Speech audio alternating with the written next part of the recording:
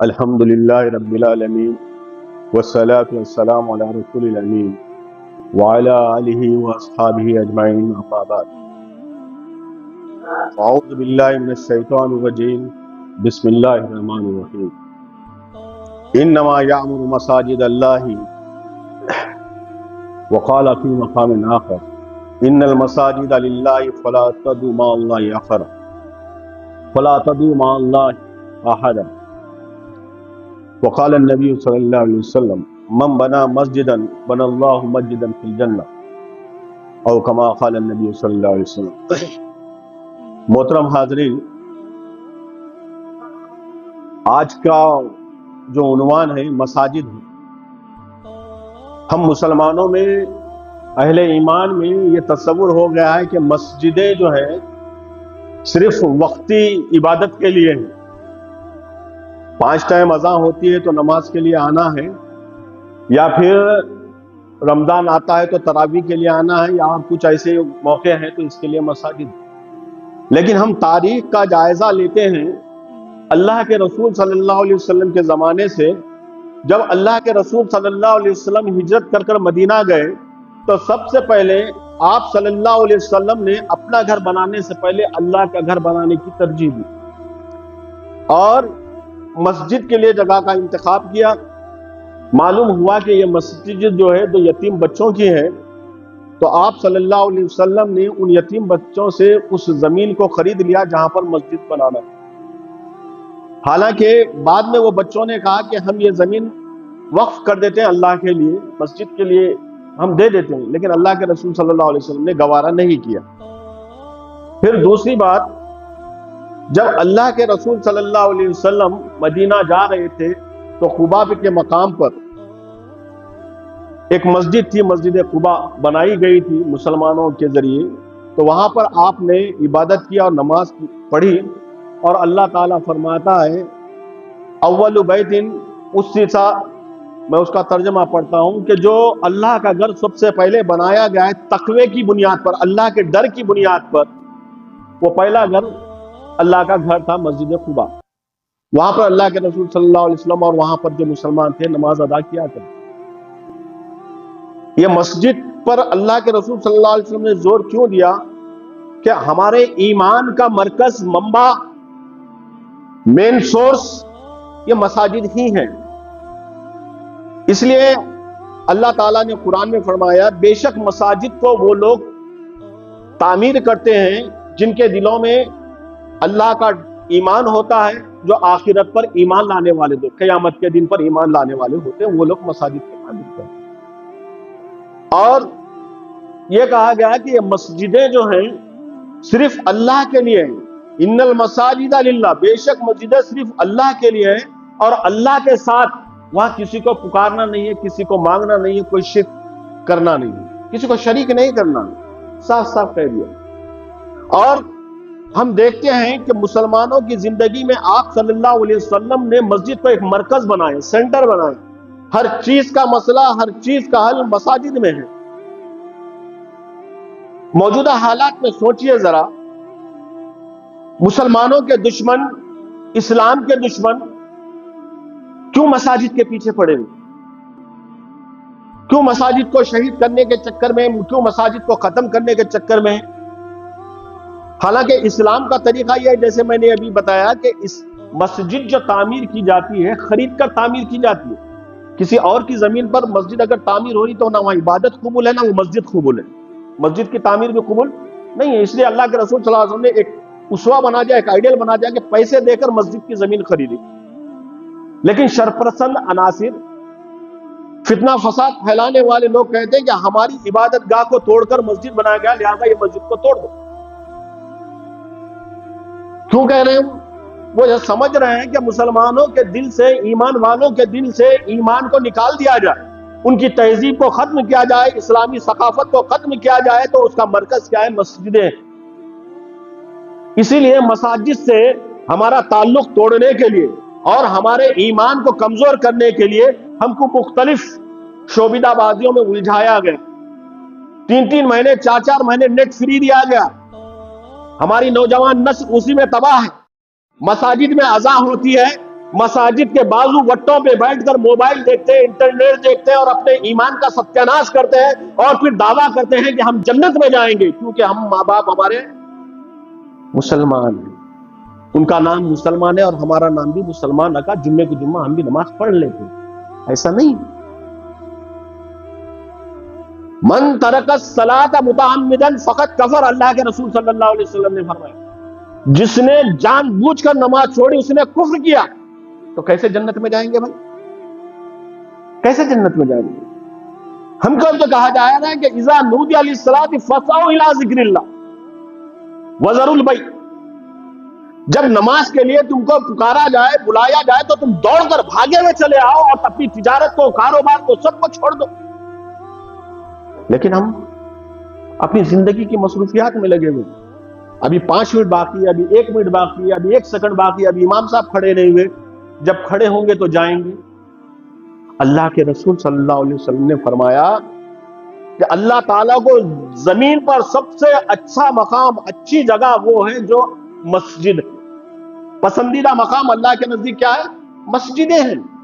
اور اللہ کو ناپسند مقام کون سا ہے؟ بازار ہے۔ اور دیکھیں ملت اسلامیہ ہمارے نوجوانوں کو، ہمارے خواتین کو بازار کی زینت بنتے ہیں، بازار میں اپنے گھنٹوں صرف کر دیتے ہیں اور مساجد سے دور بھاگتے ہیں، ٹائم دیکھ کر آتے ہیں، سیکنڈ دیکھ کر آتے ہیں۔ اللہ کے رسول صلی اللہ علیہ وسلم نے فرمایا جس شخص کا دل مسجد میں لگا ہوا ہوتا ہے، مسجد میں اٹکا ہوا ہوتا ہے، تو سمجھ لو کہ وہ ایمان والا، اس کے اندر ایمان ہے۔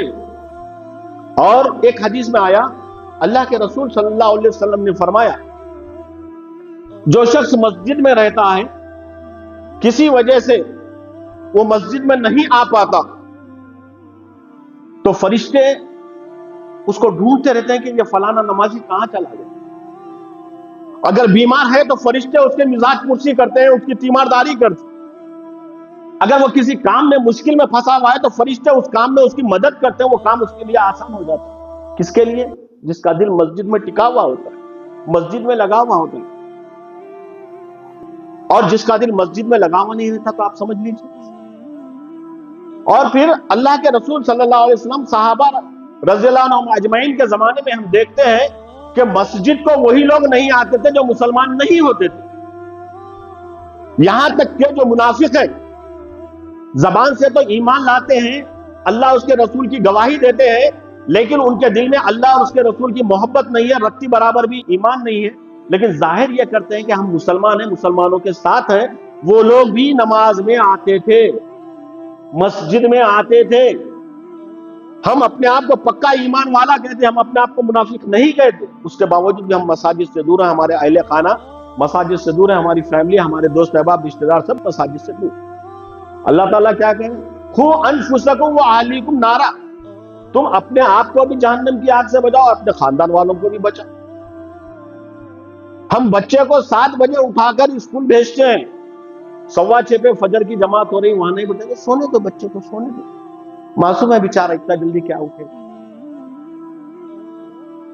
ہم اپنے بچے کو ڈیوٹی پر بھیجتے ہیں 8 بجے اٹھا کر، وہی آدھا گھنٹہ پہلے اٹھتا، یا خود ہم لوگ خاص طور سے جو گورنمنٹ ڈیوٹی میں رہتے ہیں، جھنڈا جب لگاتے ہیں، جھنڈا لگانے کا دن ہوتا ہے تو 4 بجے رات سے اٹھ کر بھاگ جاتے ہیں فکر سے، نہیں تو ہماری ڈیوٹی پر فرق آ جائے گا۔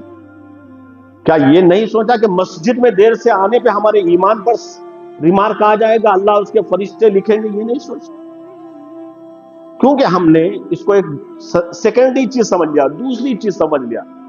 ہماری پریارٹی، ہماری ترجیح، ہماری پسند جو ہے دنیا ہے اور دنیا کے اسباب ہیں، ہم اس کی طرف توجہ دیتے ہیں۔ بل تؤثرون الحیات الدنیا والآخرۃ خیر وابقیٰ، اللہ تبارک و تعالیٰ فرماتا ہے کہ تم دنیا کی زندگی پر رجے جاتے ہو، بچھے جاتے ہو، اس پر مر مٹتے ہو، حقیقت میں یہ ہے کہ آخرت کی زندگی ہمیشہ رہنے والی، ہم اس کی فکر نہیں کرتے۔ نتیجہ یہ ہے کہ ہماری مساجدیں ویران ہو رہی ہیں۔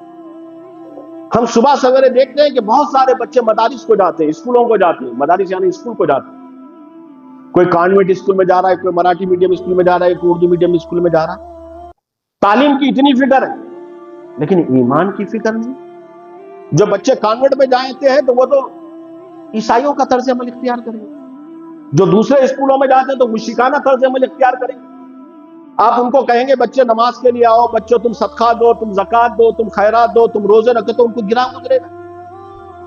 اپنی لڑکیوں سے کہو گے تم پردے میں رہو گے تو ان کو گناہ گزرے گا، کیونکہ جن اسکول میں وہ رہ رہے ہیں، جو ان کو بچپن سے تعلیم مل رہی ہے، ایجوکیشن مل رہی ہے، اس کے اندر کیا سکھایا جا رہا ہے؟ بے دینی سکھایا جا رہا ہے، مشرکانہ افعال سکھائے جا رہے ہیں، ناچنا گانا سکھایا جا رہا ہے، اسلام میں بالکل حرام ہے۔ جب وہ دیکھتے ہیں کہ ہمارے گھر میں، ہماری سوسائٹی میں اسلامی تعلیمات پر چلنا جو ہے مشکل ہے، ہر چیز کو حرام ہو دیں، تو نتیجہ یہ ہوتا ہے کہ جیسے وہ سمجھتے ہوتے ہیں، تھوڑا بہت چلنے پھرنے کے لائق ہوتے ہیں، گھر چھوڑ کر کسی کے ساتھ بھاگ جاتے ہیں، کیونکہ تعلیم ہم نے ایمان کی نہیں دی، اور تعلیم دینے کا مرکز ہے مسجد۔ اللہ تبارک و تعالیٰ، اللہ کے رسول صلی اللہ علیہ وسلم جو قرآن شریف میں فرما رہا ہے کہ اے نبی صلی اللہ علیہ وسلم، تم انصاف قائم کرو، عدل و انصاف قائم کرو، اور تم مساجد کی تعمیر کرو، اور نماز قائم کرو، اور زکات دو۔ پہلے کہہ رہے ہیں کہ انصاف قائم کرو، یا کیا ہو رہا ہے؟ نا انصافی ہو رہی ہے، اتیاچار ہو رہا ہے، ظلم و زیادتی ہو رہی ہے، کیونکہ ہمارا تعلق، خاص طور سے مردوں کا تعلق، مساجد سے نہیں۔ یہ باتیں مساجد میں بتائی جاتی اور مساجد سے ہم بھاگتے ہیں۔ اسی لیے مساجد تعمیر کرنا بہت بڑی بات، لیکن اس کے ساتھ اس کو آباد رکھنا۔ انما یامر مساجد اللہ من آمن باللہ والیوم الآخر، مساجد کو وہ لوگ آباد کرتے ہیں جن کے دلوں میں اللہ کا ایمان ہوتا ہے اور آخرت کا ایمان ہوتا ہے، جو زکات دیتے ہیں۔ لیکن ہم مساجد کو آباد نہیں کر رہے، ہم نام کے مسلمان ہیں، ہمارے دلوں میں اللہ کا بھی ایمان نہیں ہے، مرنے کے بعد اٹھائے جانے کا بھی ایمان نہیں ہے، قیامت کا ایمان۔ حالانکہ ہم دیکھ رہے ہیں بڑی بڑی ہستیوں کو دیکھ رہے ہیں، بڑی بڑے تہذیبوں کو دیکھ رہے ہیں، اللہ تعالیٰ نے ان کو ملیامت کر دیا۔ سکندر آیا تھا، پوری دنیا فتح کرتے ہوئے یہاں تک آیا، آدھی دنیا کو فتح کر دیا، ہندوستان تک آیا، یونان سے لے کر یہاں تک۔ جب مرا تو خالی ہاتھ گیا اور مٹی میں مل گیا، کیا لے کر گیا؟ اور ہم جو دنیا کے پیچھے بھاگ رہے ہیں، سکندر کے تو ایک معمولی سپاہی کے برابر بھی نہیں ہے، لیکن دنیا کے پیچھے بھاگ رہے ہیں، یہ پیسہ، یہ نوکری، وہ رشتہ، یہ خاندان، ادھر ہی بھاگ رہے ہیں، اور مساجد سے غافل ہو گئے، مساجد کو ویران کر۔ نتیجہ یہ ہو رہا ہے ومن اظلم ممن منع مساجد اللہ ان یذکر فیہا اسمہ، اس شخص سے بڑا ظالم کون ہوگا جو اللہ کا نام لینے سے، اللہ کی عبادت کرنے میں اللہ کے گھر میں منع کر رہا ہے؟ کون منع کر رہے ہیں؟ غیر نہیں منع کر رہے، ہمارا ذہن ادھر جا رہا ہے، ہم خود منع کر رہے ہیں۔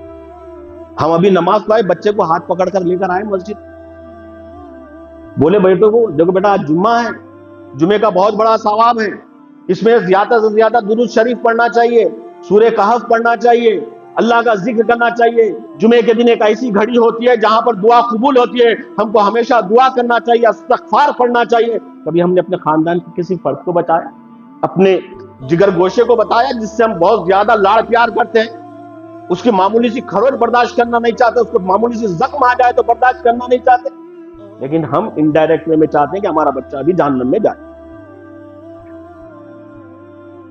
اچھا موقع ہے، 5 ٹائم نمازوں کو ہم آتے ہیں تو بچوں کو ساتھ لے کر آئیں، بتائیں مساجد کی اہمیت کیا ہے، اللہ کے گھر کی اہمیت کیا ہے۔ جو لوگ اللہ پر ایمان لاتے ہیں ان کا دل جو ہے مسجدوں میں لگا ہوا ہوتا ہے، اور جب ہم مسجد میں آئیں تو یہ سوچ کر آئے بڑی سلطنتوں کو، حکومتوں کو، راجاؤں کو، مالداروں کو، ظالموں کو تباہ کرنے والے کے گھر میں آ رہے، بڑی نرمی سے آئیں، ڈرتے ہوئے آئیں، عاجزی سے آئیں۔ اس لیے ہم مسجد میں داخل ہوں تو پہلے کہے اے اللہ تو میرے لیے اپنی رحمت کے دروازے کھول دے، اللہم افتح لی ابواب رحمتک۔ یہ احساس کے ساتھ آئیں گے تو ہماری دعائیں قبول ہوں، ہماری دعائیں مقبول ہوں۔ اور مسجد میں آئیں تو یہ اللہ کا گھر ہے، ادب و احترام سے کونے میں بیٹھے، آنکھ بند کر لیں اور اللہ سے اپنا رب کریں، ذکر کریں، قرآن شریف کی تلاوت کریں، اگر وقت ہے تو سنت و نوافل پڑھیں، اللہ کو یاد کریں. یاد کرنے کے بہانے کیا ہے؟ ہماری زندگیوں میں کتنی نہیں پریشانیاں، ہر پریشانی کا حل اگر ہے تو اللہ رب العزت کے پاس ہے. ہم 1000 جگہ اپنے ماتھے کو ٹیکتے ہیں لیکن ایک سجدہ نہیں کرتے. ایک سجدہ تو جس کو گرا سمجھتا ہے وہ دیتا ہے تجھ کو 1000 سجدوں سے نجات. ہر ایک کی چوکھٹ میں جاتے ہیں، ہر ایک کے پاس اپنے دکھڑے سناتے ہیں. ارے جو خالق کائنات ہے، مسبب الاسباب ہے، شافی و کافی ہے، اس سے اپنا دل کا دکھڑا سنائے، کبھی رو رو کے بتائے اس کو. نہیں بیٹا، ہمارے جیسے عاجز لوگوں کے پاس جانے سے کیا ہوتا ہے؟ ہم خود مجبور ہیں. ایک انسان دوسرے انسان کے پاس جاتا ہے. شفا دینے والا، مصیبتوں کو دور کرنے والا اللہ رب العزت، اور مساجد اس کا گھر ہے. وہاں آئیے، پہلے آئیے ادب سے بیٹھیے، اپنے دکھڑے اس کے سامنے بتائیے، اپنی تکلیفیں اس سے سنائیے. وہ آپ کو غفور الرحیم ہے، معاف کرنے والا، رحمان ہے، ستار ہے، غفار ہے، رزاق ہے، ہر چیز دیتا ہے. ہم مسجد کو نہیں آتے، ہم کو معلوم نہیں کہ سورہ مریم میں کیا کہا گیا. مریم علیہ السلام کو عمران علیہ السلام نے ایک کمرے میں بند کر دیا. جنت کی غذا آتی تھی وہاں.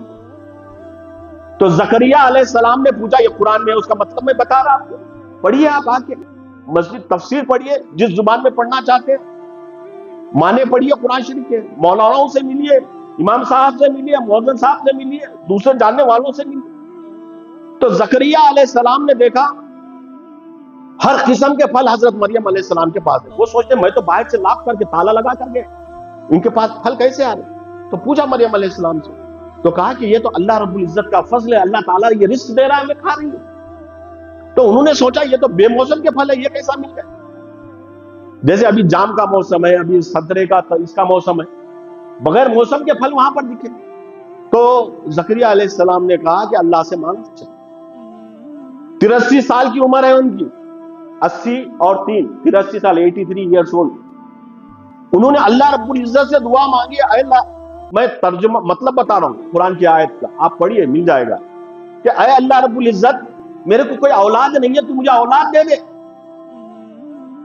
رو رو کے گڑ گڑا کے اپنا مطلب اللہ سے دعا کر رہے ہیں. قرآن شریف میں تفصیل سے آپ دیکھیے. آئیے مسجد سے جڑیے، امام صاحب سے رابطہ کیجیے، اپنے جاننے والوں سے رابطہ کیجیے، تو مجھے اولاد دے دے. قرآن شریف کی آیت ہے، یصلی فی محراب، وہ نمازی پڑھ رہے تھے، جیسے فارغ ہوئے فرشتوں نے انہیں خوشخبری دی. کہا کہ اے زکریا، تم کو ایک لڑکا ہونے والا ہے، نہ صرف تم کو لڑکے کی بشارت ہے بلکہ لڑکے کا نام یحییٰ ہے اور وہ نبی ہوگا. اسمہ یحییٰ بھی کہہ دیا اور نبیہ بھی کہہ دیا. ایسا اولاد ہم تم کو دینے والے. دعائیں ایسے قبول ہوتی ہیں، رزق ایسے ملتا ہے. ہم سمجھتے ہیں کہ یہ ہماری تگ و دو نہیں ہوگی، یہ کوشش نہیں ہوگی تو ہم کو رزق نہیں ملے گا. ہم مساجد کو غیر آباد کرنے کی وجہ سے شر پسندوں کو، مفسدوں کو یہ موقع ملا کہ ہماری مساجد پر وہ قبضہ کریں. ہم مساجد کو آباد کریں بھائی. شمالی ہند، نارتھ انڈیا، اتر بھارت کی ایک ریاست میں مسجد نہیں تھی. ویڈیو آیا، آپ لوگوں نے دیکھا ہوگا. ایک خاتون جو ہے اپنے گھر میں جمعے کے دن نماز پڑھوا رہی تھی. شرپسند عناصر کہے گے تم یہاں پر یہ نہیں کرا سکتے. وہ اپنے گھر میں، ہندوستان کے دستور میں یہ آزادی ہے کہ ہم اپنے مذہب پر چلے، اپنے مذہب کی عبادت کریں، اپنے مذہب کی تبلیغ کریں، اپنی زبان سیکھیں، اپنی تہذیب کو پھیلائیں. دفعہ 30، دفعہ 15 یہ وغیرہ 31 وغیرہ میں ساری کی چیز ساری لکھی ہے.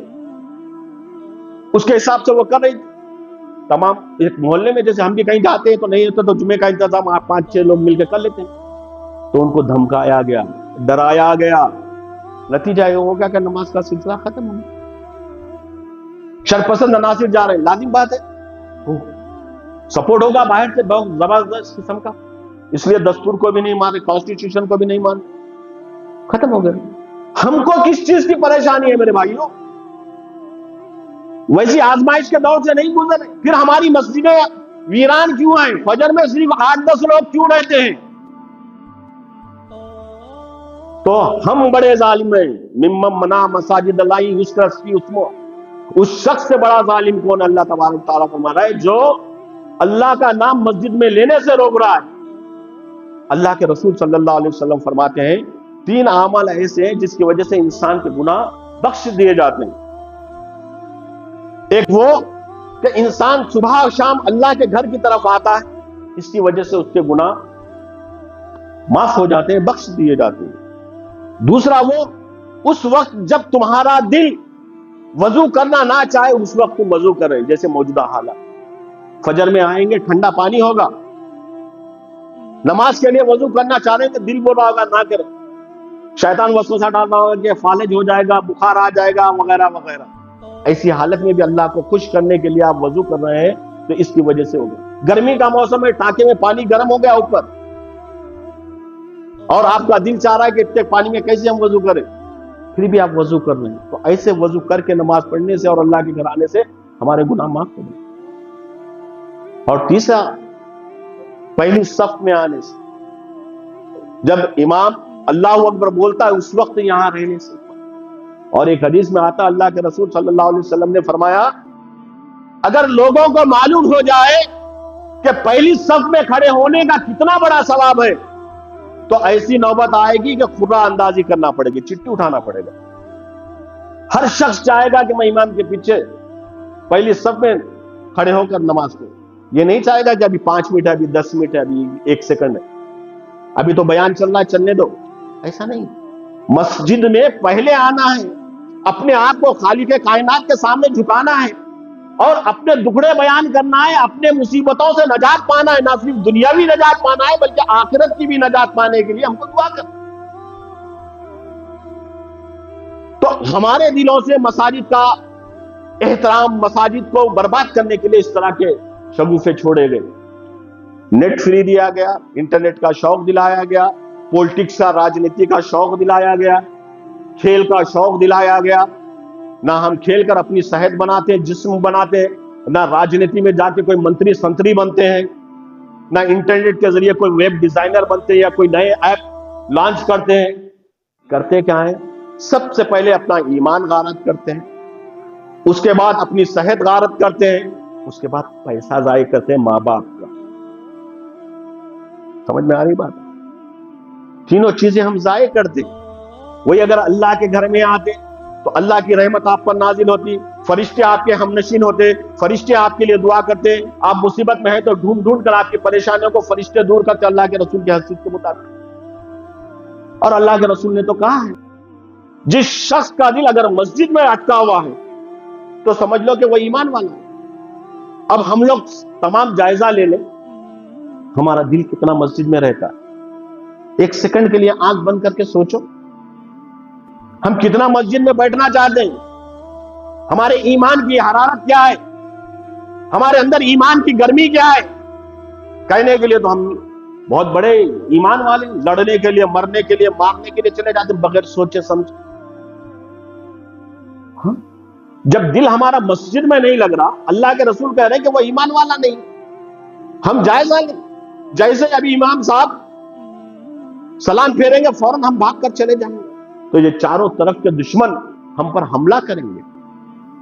یوسوس فی صدور الناس من الجنۃ والناس، ہم کو بھٹکانے کے لیے صرف شیطانی کافی نہیں ہے، ہمارے دوست احباب، ہمارے رشتہ دار، ہمارے پارٹنر، بزنس پارٹنر ہو یا اور کسی قسم کا پارٹنر ہو، یہ سارے کے سارے بھٹکاتے ہیں، مساجد سے دور کرنے کی کوشش کرتے ہیں۔ کوئی آپ کا دوست ملا چلو مسجد میں چلیں گے، کوئی آپ کا دوست ملا کہ چلو مغرب کی اذان تک ہم بیٹھتے ہیں، اثر ہو گئے مغرب تک بیٹھیں گے، ذکر اذکار کریں گے، کوئی بولا نہیں، کیونکہ وہ تمہاری خیر خواہ نہیں ہے، تمہارا ہمدرد نہیں ہے، تم کو تباہ کرنا چاہتا ہے، تم کو جہنم میں لے جاتا۔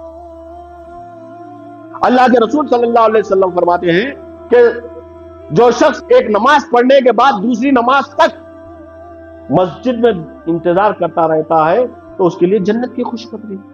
اور ہم دیکھتے ہیں صحابہ کا عمل، فجر کی نماز پڑھے تو چاشت کی نماز تک، عشاء کی نماز تک اسی مصلی پر بیٹھے رہتے، عصر کی نماز پڑھے تو مغرب کی نماز تک بیٹھے ہوئے رہتے تھے۔ تو اسی لیے مساجد کا تقدس، مساجد کا احترام جو برتری جو ایمان کے اندر ہے اس کو ختم کرنے کے لیے ہم کو ایمان سے کاٹنے کے لیے چوتھی کوشش انہوں نے یہ کی کہ ہم کو مساجد سے دور کر دیا جائے تاکہ آپ کا ایمان ریچارج نہ ہوتے رہے، ایمانی حرارت بڑھتے نہ رہے، ایمانی لحاظ سے آپ کمزور ہو جائیں، تو اس کے لیے انہوں نے کیا کیا؟ سب سے پہلے تو امام کی حیثیت کو گھٹا دیا. سب سے پہلے کیا کیا؟ امام کی حیثیت کو گھٹا دیا.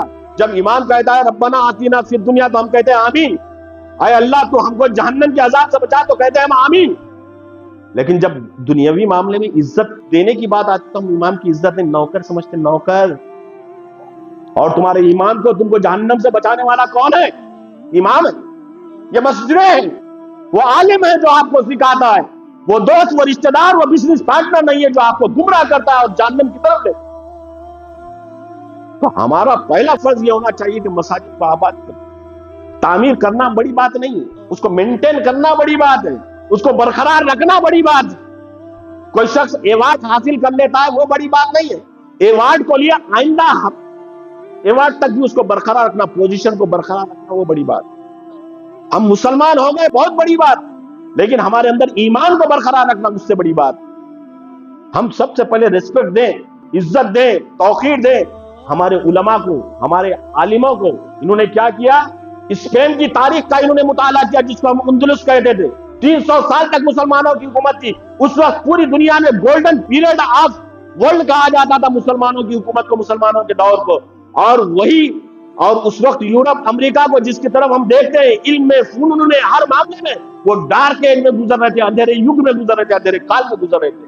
جب ہم نے علم کو اسپین کے ذریعے یورپ اور امریکہ میں پھیلایا تو نتیجہ ہوا کہ وہ گولڈن پیریڈ میں چلے گئے ہم، اور عیش میں، عیاشی میں، نکڑ بازی میں، کھیل کود میں، تماشوں میں، آرام کی وجہ سے ہم ڈارک ایج میں آ گئے، اندھیرے یگ میں آ گئے. اور اسپین کو انہوں نے تباہ کیا تو سب سے پہلے انہوں نے مساجد کا احترام ختم کیا. یہ جتنے بھی فسطائی اور فاشسٹ طاقت ہے انہوں نے اس کا بہت گہرائی سے مطالعہ کیا، بہت گہرائی سے ریسرچ کیا، اسٹڈی کی. دھیرے دھیرے وہی ساری چیزیں ہمارے ملک میں اپنا مساجد سے ہمارے تعلق کو گھٹا رہے ہیں. پھر اس کے بعد انہوں نے ہمارے اندر سے اماموں کی اہمیت اور عالموں کی اہمیت کو ہمارے دلوں سے نکالنے کی کوشش کی، کیونکہ ہمارے اندر ایمان بھرنے والے یہی لوگ ہیں. تو ہم کو توجہ دینا چاہیے مساجد کی طرف. ہم کو توجہ دینا چاہیے جو قرآن اور حدیث سکھا رہا ہے، ہم کو جہنم کی آگ سے بچا رہا ہے، جو جنت کی طرف لے جا رہا ہے، ان کو اہمیت دینا چاہیے، نہ کہ ان جگری دوستوں کو جو ہم کو جہنم کی طرف لے جا رہے ہیں، برائیوں کی طرف ہم کو کھینچ رہے ہیں. اس کے لیے ہم کیا سمجھتے ہیں؟ اللہ تعالیٰ کہتا ہے کہ وہ یؤتون الزکات، میں نے جو آیت پڑھی، مساجد کو جو لوگ آباد کرتے ہیں، اللہ پر ایمان لاتے ہیں، آخرت پر ایمان لاتے ہیں، زکات دیتے ہیں، خیرات کرتے ہیں. ہم جب مسجد میں آتے ہیں تو ہمارا کیا حال ہوتا ہے دیکھیں، کہ سوچتے ہیں کہ 2 رکعت کب ہو گئے اور کب بھاگ جائے. تو یہ ہمارے ایمان کی کمزوری کی علامت ہے. شیطان ہم کو کبھی بھی مارے گا، اور انسان نمائن شیطان تو اور زیادہ آسانی سے مارے گا، کیونکہ ہمارے اندر ایمان کی کمی ہے. ورنہ جو ایمان والا ایسے آنکھ دیکھے گا تو بغیر ایمان والا ڈر جائے گا. اللہ تبارک و تعالیٰ اس کے اندر ایسی قدرت دے گا، ایمان کی طاقت اور حرارت دے گا. کیا مجال ہے کہ وہ ہم کو مار دے یا ہماری طرف آنکھ اٹھا کر بھی دے گا. تو میرے بھائیوں بزرگوں، ہم اپنا رابطہ، اپنا کانٹیکٹ مسجد سے رکھیں، علم والوں سے رکھیں، اہل ایمان سے رکھیں. نہ تو اسپین کی تاریخ یہاں دہرانے کی کوشش کی جا رہی. دن کے اجالے میں معمولی کیس کے لیے ہم عدالت میں جاتے ہیں تو مہینوں لگ جاتے ہیں، اور اتنے کنٹروورشل اور نزاعی معاملے میں ایک ہی دن میں فیصلہ ہو جاتا ہے، ایک ہی دن میں سروے ہو جاتا ہے، اسی کے دن میں پھر وہ سب ساری چیزیں نکل کر آ جاتی ہیں. کہیں نہیں ہوتا. ہم معمولی سی نگر پالیکا میں ڈیٹ آف برتھ، پیدائش کے سرٹیفکیٹ کے لیے اپلیکیشن دیں گے تو کتنے بار گھماتے ہیں نگر پالیکا والے. اور عدالتوں کا تو حال معلوم ہی ہے. یہ سب جو ہو رہا ہے اسپین کا ریسرچ کر کر یہاں پر دہرایا جا رہا ہے. تو ہم کو مساجد کی اہمیت کو سمجھنا ہے، علماء کی اہمیت کو سمجھنا ہے، اماموں کی اہمیت کو سمجھنا ہے. اور آپ کو میں آخر میں ایک بات بتاتا چلوں، یہ جو مسجد میں کام کرتے ہیں مؤذن حضرات، ہم ان کو، اور جب امام کو ہی نہیں سمجھتے تو مؤذن حضرات کو کیا سمجھیں گے، خادمین کو کیا سمجھیں گے. اللہ کے رسول صلی اللہ علیہ وسلم فرماتے ہیں، غور سے سنو، مسجد سے کوئی کوڑا کرکٹ اٹھا رہا ہے، کچرا اٹھا رہا ہے، تو جب وہ جنت میں جائے گا تو خوبصورت حور جو اچھی آنکھوں والی ہوگی، اس کا مہر وہ کچرا اٹھانا ہے. ہم دنیا میں پیسے دیتے ہیں، سونا دیتے ہیں مہر کے طور پر، لیکن اس شخص کا فضیلت اتنی ہے کہ جو شخص کچرا اٹھا رہا ہے تو اس کا مہر وہ کچرا. آپ اندازہ لگے جی کتنی. اور ہم یہ سمجھتے ہیں کہ اگر مسجد میں کوئی کوڑا کرکٹ گرا ہے تو فلانا خادم اٹھائے گا، فلانا مؤذن اٹھائے گا. نہیں. ایک مرتبہ اللہ کے رسول صلی اللہ علیہ وسلم مسجد میں داخل ہوئے تو دیکھا کہ کسی نے بلغم وہاں پر لگا دیا. اللہ کے رسول صلی اللہ علیہ وسلم نے اس کو کھروچ کے نکالا, پھر صحابی سے پانی منگایا, اس کو صاف کیا, اور ایک صحابی کو کہا کہ یہاں پر خوشبو لگائی. جب ہم مسجد میں آئیں تو خوشبو لگا کر آئیں, مسجد کو صاف ستھرا رکھیں, پاک صاف رکھنے کی کوشش کریں. یہ عام انسانوں کا کام نہیں ہے. اللہ تبارک و تعالیٰ کہتا ہے حضرت ابراہیم علیہ السلام کو, اسماعیل علیہ السلام کو, طہر بیتی للطائفین والعاکفین, تم اللہ کے گھر کو پاک صاف رکھو. کس کے لیے؟ جو طواف کرنے کے لیے آتے ہیں, جو حج کرنے کے لیے آتے ہیں, جو اللہ کو یاد کرنے کے لیے آتے ہیں. یہ تو ابراہیم علیہ السلام اور اسماعیل علیہ السلام کا کام. اگر ہم مسجد کو دیکھیں تو اس طرح سے آباد کریں. اور سب سے اہم بات میں بتا دوں, ہم جب بازار میں جاتے ہیں, چل بھائی چل بول کر ہم اپنے ایک دوست کو لے جاتے ہیں, رک جا میں آ رہا ہوں, تیار ہے وہ حالانکہ, کیوں کہتا ہے کیوں لیٹ ہو گیا؟ بھائی چل رہے تھے نا, مجھے سامان لینا ہے, تم کیا نہیں ذرا بازار جا رہا ہوں, میں بھی پیسے رکھ لیا, مجھے بھی کوئی چیز پسند آ گئی تو میں بھی دے دوں. سمجھ رہے ہیں بات؟ یہ دیکھتے ہوں گے آپ اکثر, ہم بھی ایسا کرتے ہیں. لیکن مسجد میں آتے ہیں تو ہم کیا کرتے ہیں, گھر والوں کو بھی کہتے ہیں کہ اوپر کے جیب میں 5 روپے رکھنا, 10 روپے رکھنا. کتنے روپے رکھنا؟ 5 روپے. اور وہ 2 کا سکہ تو گیا ہی نہیں, ابھی بھی 2 کا سکہ 5 کا سکہ بھی چل رہا ہے. جب مساجد کے ذمہ دار آپ سے مسجد کے تعاون کے لیے آتے ہیں تو وہ 2 روپے 5 روپے کے علاوہ نکلتے ہی نہیں. بہت سارے اللہ کے بندے جیب میں ہاتھ ڈالنے کی بھی تکلیف نہیں گوارا کرتے. ذرا سوچو, اللہ جو ہے حی القیوم ہے, لا تأخذہ سینۃ ولا نوم. اللہ زندہ ہے, زندہ جاوید رہے گا, اس کو نہ اونگ بھی نہیں آتی, ایسا جھٹکا بھی نہیں آتا نیند کا. اس کے گھر کے لیے تم 2 روپے 4 روپے نکالتے, ریچارج مارنے کے لیے کتنے ڈال رہے, پکنک کرنے کے لیے کتنے ڈال رہے, ڈھابوں میں جا کے بریانی کھانے کے لیے کتنے ڈال رہے. وہ کھائیں گے, گلازت بن جائے گی, نکل جائے گا. اللہ کا گھر کو دیں گے تو اللہ ہمیشہ کے لیے رہے گا, اور ہمارا گھر بھی ہمیشہ کے لیے جنت میں تعمیر ہوگا. آپ اپنے رویوں کو تبدیل کیجئے, اپنی سوچ کو تبدیل کیجئے. اللہ کے گھر میں دینے کی بات آئی تو دل کھول کر دیا کیجئے. ہم سمجھتے ہیں یہ عمارت بہت اچھی بن گئی, نہیں, اس کا مینٹیننس ہوگا, اس میں جو کام کرے ان کی تنخواہ ہوگی, اور ساری ذمہ داریاں ہوں گی. بار بار بولنا پڑتا ہے, بار بار. ایک مسجد کی بات میں, عام مساجد کی بات کر رہا ہوں. ہم تمام مسلمانوں کا یہ رویہ ہو گیا, اللہ کے گھر کے لیے جو تو ہاتھ تنگ ہو جاتا ہے. ارے ہمارے یہاں ٹورنامنٹ ہو رہا ہے فٹ بال کا, جو تو ہزاروں روپے دیتے, ایک ساتھ اسپانسر کرنے کے لیے آ جاتے, ایک ساتھ ٹرافی بنانے کے لیے آ جاتے. کیوں بھائی؟ کیا یہ چیز ہم کو آخرت میں لے کر جانا ہے؟ نہیں. یہاں پر ہم جتنا حصہ بنائیں گے اللہ کا, جنت میں ہم کو اتنا حصہ ملے گا. اس لیے میں شروع میں آیت پڑھا تھا, جس نے اللہ کا گھر بنایا, اللہ تعالیٰ اس کے لیے گھر بنائے گا آخرت میں, جنت میں بنائے گا, جنت میں. ہم اس پر سوچیں, ٹھنڈے دلوں کو دماغ سے سوچیں. ہم دنیا کی سیاست میں بات کرتے ہیں, راجنیتی میں بات کرتے ہیں, اور مسجد میں آئیں تو اللہ کے ذکر کے علاوہ کوئی ذکر نہیں ہونا چاہیے. نہ کھیل کا ہونا چاہیے, نہ کاروبار کا ہونا چاہیے, نہ راجنیتی کا ہونا چاہیے. اللہ کا گھر, ان المساجد للہ, بے شک اللہ کا گھر اللہ کے لیے, بس اللہ کی عبادت کرے, اللہ کا ذکر کرے, اللہ کو یاد کرے, اس کے علاوہ کوئی بات نہ کرے. اللہ کے رسول صلی اللہ علیہ وسلم اعتکاف میں بیٹھے ہوئے تھے, کچھ لوگ ایسے ہی گفتگو کر رہے تھے, تو اللہ کے رسول صلی اللہ علیہ وسلم باہر نکلے اور کہا, دیکھو یہاں پر اللہ کے بندے جو اللہ سے بات کر رہے ہیں, تمہارے اس طرح سے باتیں کر, یعنی نماز پڑھ رہے ہیں, کوئی قرآن شریف کی تلاوت کر رہا ہے, کوئی ذکر اذکار میں مصروف ہے, تو تم اس طرح مت کیا کرو, ان کو ڈسٹرب ہوتا ہے. تو میرے بھائیو بزرگوں, مساجد کی اہمیت کو سمجھیے, مساجد میں آباد کرنے کی کوشش کیجیے, اپنے ایمان کو پکا کرنے کی کوشش کیجیے, اور مساجد میں جو کام کریں ان کی عزت کیجیے. آخر میں اللہ تبارک و تعالیٰ سے دعا ہے, اللہ تبارک و تعالیٰ ہمیں شیطان کے وسوسوں سے اور فتنوں سے محفوظ رکھے, اور اللہ کی یاد میں ہمارا دل لگائے, اور ہمیں مساجد کو آباد کرنے کی توفیق دے. واقع دعوت.